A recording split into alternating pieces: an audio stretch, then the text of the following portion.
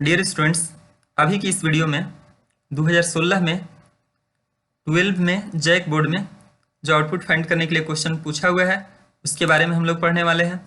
तो चलिए देखते हैं 2016 में क्या आउटपुट फाइंड करने के लिए क्वेश्चन पूछा गया। चलिए उसको शुरुआत करते हैं। तो देखिए इसमें जो क्वेश्चन पूछा गया है, तो चलिए लिख के इसको चलते हैं हम लोग नीचे। यहाँ पे जो क्वेश्चन पूछा हुआ है 2016 में आउटपुट फाइंड करने के लिए क्या है, देखिए यहाँ पे एक क्वेश्चन पूछा हुआ है ना, देख रहे होंगे यहाँ पे कि right the output of the following programme. और यहाँ पे सबसे पहले पहला हेडर फाइल दिया गया और यहाँ पे आप देख रहे होंगे, अलग अलग कलर से कर देते हैं ताकि आपको समझने में आसान रहे। यहाँ पे एक फंक्शन बनाया गया है एरिया नाम का, यहाँ पे ये चीज देख रहे होंगे है ना। और एक और टर्म जो बनाया गया है, यहाँ पे एक और फंक्शन बनाया गया है, एरिया ही नाम है लेकिन इसमें दो आर्गुमेंट्स। देखिए इस एरिया में एक आर्गुमेंट है, इस एरिया में एक आर्गुमेंट है इंट टाइप का, और यहाँ पे जो एक बनाया गया है फ्लोट एरिया, थोड़ा हम इसको नीचे लेके जा रहे हैं, ठीक है। यहाँ पे आप चीज़ों को समझिएगा, यहाँ से टर्म है, ठीक है, और ये चीज़ है। चीज़ों को समझने की कोशिश करिएगा। ये दो फंक्शन दिया हुआ है और उसके नीचे यहाँ पे दिया हुआ है वॉइड मेन में, और ये 3 लाइन लिखा हुआ है। अब पूछ रहा है कि इसका आउटपुट क्या होगा, है ना। ये जो 3 लाइन लिखा हुआ है, एरिया 5 लिखा हुआ है, एरिया 4,3, ये चीज़, ये क्वेश्चन लिखा हुआ है पूरा, है ना। कुछ नहीं है क्वेश्चन में, यहाँ आईओ स्ट्रीम दिया गया है और दो डिफिनेशन है फंक्शन का, दोनों नाम एक ही है। पहला नाम एरिया है जिसमें एक आर्गुमेंट पास किया गया है, दूसरा नाम भी एरिया है जिसमें 2 आर्गुमेंट पास किया गया है। नीचे वॉइड मेन लिखता है और पूछता है कि इसका आउटपुट क्या होगा। तो सबसे पहले इसको सिस्टम पे देखते हैं, एरिया 5 3 4।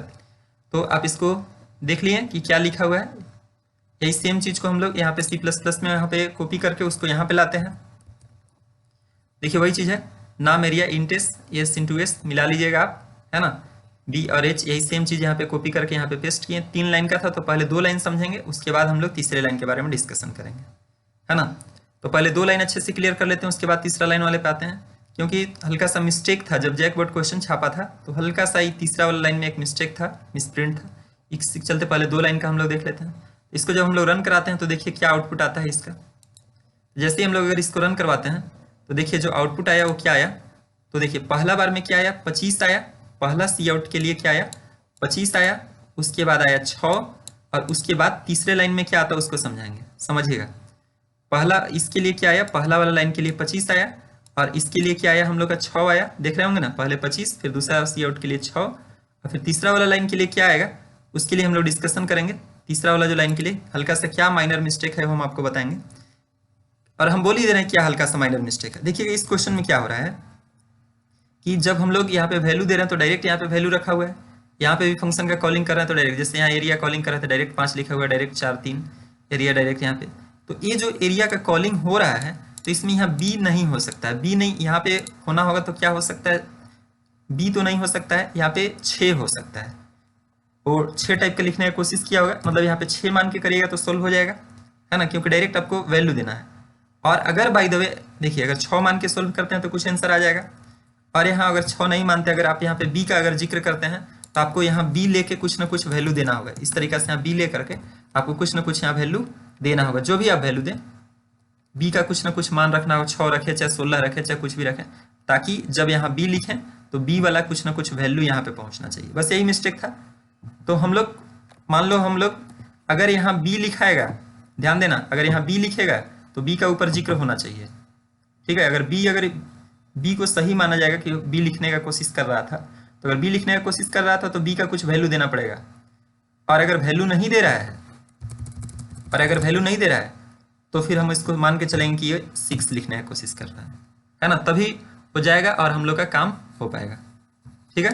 तो चलिए इसको हम लोग दिखाते हैं कि क्या इसका आउटपुट आता है, चलिए इसको हम लोग रन करा के तीनों लाइन का देखते हैं। हम लोग पहले से जो आउटपुट आया हुआ उसको हम डिलीट कर लेते हैं। तो चलिए देखते हैं कि पहला लाइन में तो जान ही रहे 25 यहाँ जान ही रहे, लेकिन ये 6 उठ के जाएगा तो कैसे कैसे होगा, इसको हम लोग समझने की कोशिश करेंगे। बता दिए क्या मिस्टेक था।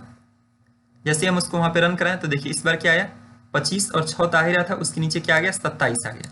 तो ये कैसे आया 25, कैसे आया 6, कैसे आया 27, इसको जानने का कोशिश करेंगे हम लोग, है ना। तीसरा वाला लाइन में समझ जाइए, यहाँ बी नहीं हो सकता है, क्वेश्चन में आपका बी लिख दिया था मिस्टेक से, वो 6 लिखने का कोशिश कर, अगर बी लिखेगा तो बी का मान दिया हुआ रहेगा, क्योंकि डायरेक्ट जब भी कॉलिंग करते हैं तो बीच में या तो डायरेक्ट वैल्यू दीजिए या तो फिर उसका जो वेरिएबल लिखना है तो वेरिएबल का जिक्र होना चाहिए। ठीक है, तो उम्मीद है चीज़ आपको समझ में आया होगा कैसे। तो मेन हम लोग समझने की कोशिश करते हैं कि आखिर कैसे 25, 6 और ये 27 आया।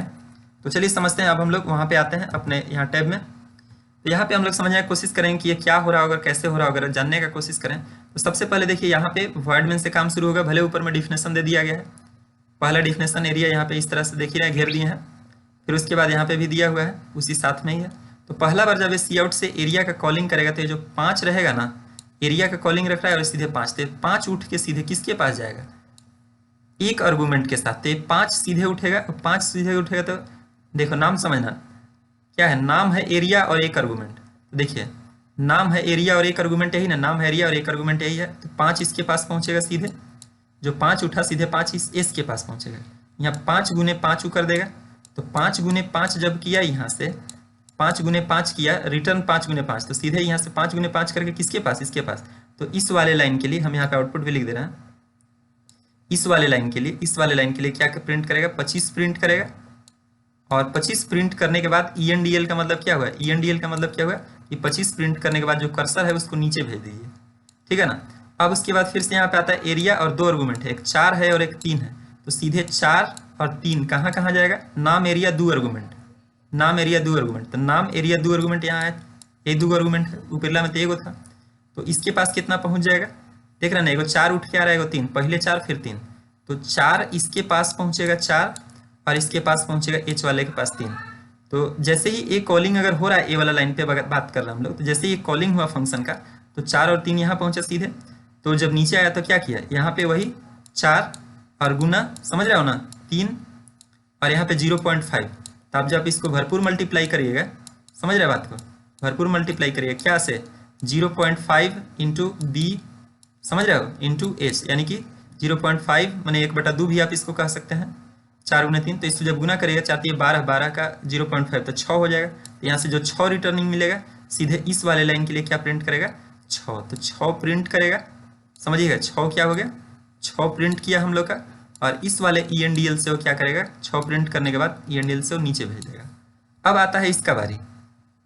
अब इसके बारे में देखिए यहाँ पे क्या कर रहा है, देखिए ये तो हो गया, देखिए बड़ा ब्रैकेट, लेकिन बड़ा वाला ब्रैकेट के अंदर आप देख रहे होंगे कि बड़ा वाला ब्रैकेट के अंदर वो क्या किया है कि एक और फंक्शन का उसके अंदर एक छोटा सा एरिया कॉलिंग किया है। तो कैसे होगा, यहाँ तो साफ दिख रहा है कि यहाँ पे बी नहीं हो सकता। अगर बी रहेगा तो बी का वैल्यू, तो हम लोग इसको क्या मान के सोल्व करेंगे, तो वैल्यू मान के सोल्व करेंगे। तो देखिए यहाँ पे अगर मान लो इसको अगर 6 मान लिया जाता है, इसको क्या मान लिया जाता है, 6 मान लिया जाता है, मानना ही पड़ेगा तो ही सोल्व कर पाएगा, नहीं तो नहीं हो पाएगा। पहले इसको बताते हैं। मान लो कि ये आधा पार्ट अगर यहाँ से उठ के जा रहा है कि एक बड़ा डब्बा के अंदर छोटा डब्बा, तो पहले तो इसका कॉलिंग हुआ एरिया और 3, तो सीधे ही उठेगा। 3 किसके पास जाएगा, एरिया और एक आर्गूमेंट। तो एरिया और एक आर्गूमेंट यही है, तो 3 इसके पास पहुंचेगा, 3 यहाँ, तो 3 गुने 3 करेगा, यहाँ पे 3 गुने 3 किया तो 3 तिहाई कितना हो जाएगा, 9।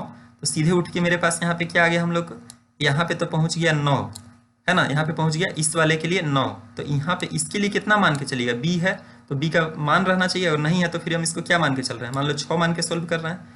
तो अगर 6 मान के अगर हम सोल्व कर रहे हैं तो सीधे अब बड़ा वाला डब्बा कॉलिंग कर रहा है, तो यहाँ 6 और यहाँ 9, तो ई किसको लेके जाएगा, तो ई लेके जाएगा इसके पास, समझ रहे ना, ये वाला बड़ा वाला डब्बा, पहला 6 और दूसरे का 9, इसके लिए 9 रिटर्निंग मिला है। तो 6 अगर हम इसके पास भेज दे रहे हैं और 9 इसके पास भेज दे रहे हैं, नीचे आ रहा है हम लोग का, देख रहे हो ना, with argument with return type से कुछ नहीं है।